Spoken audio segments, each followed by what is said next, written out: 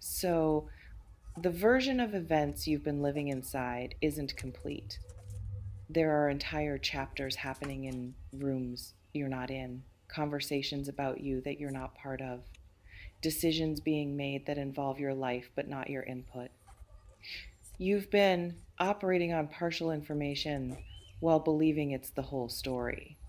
And that gap between what you know and what's actually happening is where all the power lives, where manipulation breeds, where people who smile to your face do entirely different things when you turn around. Let me pull the curtain back on what happens in your absence. Secrets have weight. You can feel them in rooms even when you don't know what they contain. The air gets thick. Eye contact becomes strategic. Conversations halt mid sentence when you approach, then restart with carefully casual topics. You've felt this, that shift in energy that announces you're not privy to something everyone else knows. Maybe in your family, where siblings exchange looks across the table when you speak, where parents deflect questions with too smooth explanations, where holidays carry undercurrents you can sense but can't name, or maybe at work, where meetings happen before the meeting you're actually invited to, where decisions arrive already made though you're supposedly part of the deciding, where you're included in execution but excluded from strategy, or in your relationship where their version of events has convenient gaps, where timelines don't quite align when you compare notes, where you keep discovering small untruths that individually mean nothing but collectively suggest a pattern. Some secrets are kind, surprise parties, gifts, plans designed to delight you, benevolent withholding that creates joy rather than harm. But other secrets are violations. Information you deserve to know that's being strategically withheld to control you, to manipulate outcomes, to protect someone else's interests at the expense of your ability to make informed choices about your own life. Let's pause here. This reflection invites you to consider, what have you been sensing is being hidden from you? Maybe the secret is about you. People discussing your flaws, your failures, your business, making judgments, forming opinions, creating narratives about who you are and what you deserve that they'd never say to your face. You might be the subject of conversations that would devastate you if you heard them, not because the observations are necessarily wrong, but because hearing people you trust dissect you clinically is its own form of betrayal, or the secret is about them, what they're really doing, who they're really seeing, what they're really thinking. The gap between the person they perform for you and the person they actually are when you're not watching. Some people are skilled actors. They can maintain character for years, show you exactly what you want to see, be whoever you need them to be. And you never suspect that the person you know is just a role they're playing until something cracks, until someone who knows the truth gets tired of watching the performance, until evidence emerges that can't be explained away. This reflection invites you to consider, if you discovered someone you trust has been performing rather than being real, could you handle that truth? There's something specific about why secrets feel like betrayal, even when the content isn't inherently harmful. Being excluded from information about your own life is theft of agency. You can't make good decisions without accurate data, can't protect yourself from threats you don't know exist, can't advocate for yourself in situations you don't know are happening. When people withhold truth from you, They're deciding for you, deciding you can't handle it, or shouldn't know it, or don't deserve access to information that directly affects you. That's not protection, that's control. And control disguised as care is still control. Some secrets are kept because revealing them would inconvenience the secret keeper, would require them to be accountable, would expose them as less than the image they've been maintaining. So they let you live in partial truth, let you operate on incomplete information, let you make choices based on false premises because your clarity threatens their comfort. And that's not accidental, that's strategic. That's someone choosing their convenience over your right to know what's actually happening in your own life.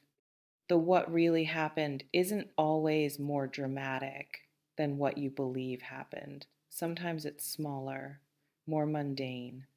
But the fact that it was hidden transforms even small truths into significant betrayals. Because the hiding is the harm, the withholding is the wound. Even if the content itself is survivable, the fact that people around you conspired to keep you in the dark does damage that the truth alone wouldn't have done.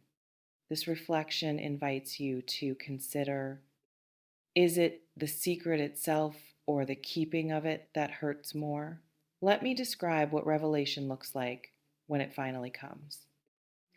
Sometimes truth arrives through accident.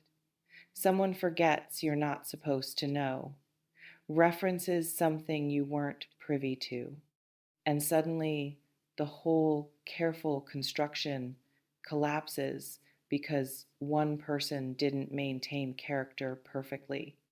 Or truth arrives through courage. Someone who's been holding the secret decides conscience matters more than loyalty to the secret keepers. They tell you not because they want to hurt you, but because they can't keep watching you live in constructed reality while knowing the actual one. Or truth arrives through investigation. You notice inconsistencies. Start asking questions. Stop accepting smooth explanations. Dig until the carefully built facade crumbles under scrutiny. However it arrives, the moment of revelation rewrites history. Every interaction you thought you understood gets recontextualized. Every memory gets re examined through the lens of what was really happening that you didn't know. And that retroactive understanding is its own kind of grief, mourning not just what you lost, but what you never actually had. Realizing that the relationship or situation you believed in was partly fiction maintained by people who knew better but let you believe anyway. Some people in your life right now know things about your life that you don't know. They're holding information that affects you while maintaining innocent faces when you interact. And you can feel it, that wrongness, that sense that something's off even when you can't articulate what. Your instincts are reading the room correctly. There's information in the air that you're not supposed to access, truths hovering just outside your awareness that people are working to keep from reaching you. This reflection invites you to consider, do you trust your instinct that something's being hidden, or do you dismiss it as paranoia? Let me address what you might need to do if you discover you've been living in partial truth. First, resist the urge to immediately confront. Gather yourself, understand fully what you've learned and what it means before you make it known that you know. Because once you reveal, the dynamics change. People scramble to control narrative, to minimize, to reframe the betrayal as protection, to make you feel guilty for being upset about being lied to. Second, decide who actually deserves continued access to you after proving they'll withhold truth. Not everyone who apologizes has earned the right to remain close. Some relationships don't survive the revelation that they were based on one party having information the other didn't. That's not punishment. That's just recognizing that trust, once broken this specifically, can't always be rebuilt. Third, examine your own participation in not knowing. Were there signs you ignored? Questions you didn't ask because you preferred comfortable lies to uncomfortable truths? Sometimes we're complicit in our own deception, not because we deserve to be lied to, but because some part of us chose not to look too closely at things that didn't add up. That doesn't excuse the lying, but it might inform how you move forward, how you show up differently, how you require transparency instead of accepting surface explanations. The truth about what's been kept from you might be arriving soon, or you might already sense its approach, that feeling that something's about to break open, that the carefully maintained secret is losing structural integrity. And when it does, when you finally see what's been happening in spaces you weren't allowed into, the anger will be sharp and justified. But underneath the anger will be grief for the trust that's now impossible, for the innocence of believing people when they performed care while doing something else entirely behind your back. You remain in complete control of what you do with truth when it arrives. You can confront or observe, explode or withdraw, forgive or cut off. The power is yours. It always has been. You may notice reading this has activated suspicion about specific people or situations. Maybe confirmation of something you've been sensing. Maybe fear of what you'll discover if you start looking closely at inconsistencies you've been ignoring. Whatever it is, honor it, take what resonates, softly release the rest, trust yourself. Before we close, I want to ask you something.